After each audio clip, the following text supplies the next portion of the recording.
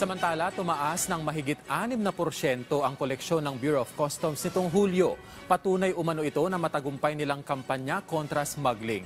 Yan ang sentro ng balita ni Clazel Pardilla. Gamit daw sa kusina ang daan-daang kahon na ito na lumapag sa Manila International Container Port. Pero nang buksan ng Bureau of Customs noong Huwebes, tumambad ang higit 80,000 pirasong vape. Inisyuhan na ng warrant of seizure ang mga produkto na pawang misdeclared. Modus ito na ginagawa ng mga importer para makaiwas sa pagbabayad ng tamang buwis. Nabisto rin ang laman ng 10 container na ito na ibinagsak sa Subic. Chicken lollipop umano ang laman pero nang inspeksyonin, bumalandra ang toneladang misdeclared agricultural products, gaya ng gulay at isda na nagkakalaga ng 100 milyong piso.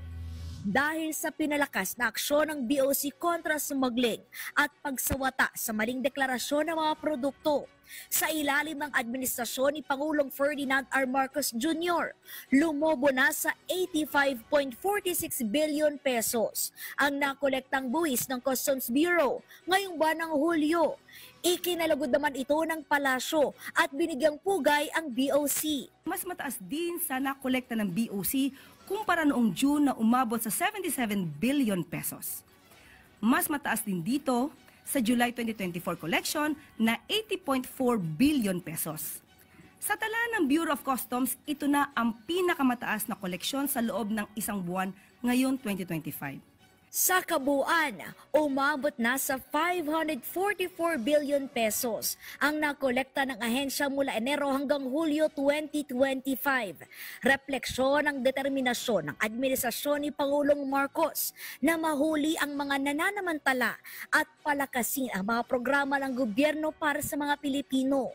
Ang taripa, value added at excise tax kasi na ipinapataw sa mga inaangkat na produkto na pupunta sa Bureau of Treasury.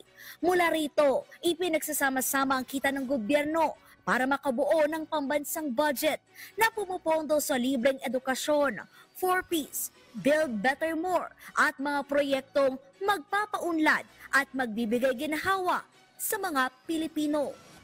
Clazel Pardilla para sa Pambansang TV sa Bagong Pilipinas.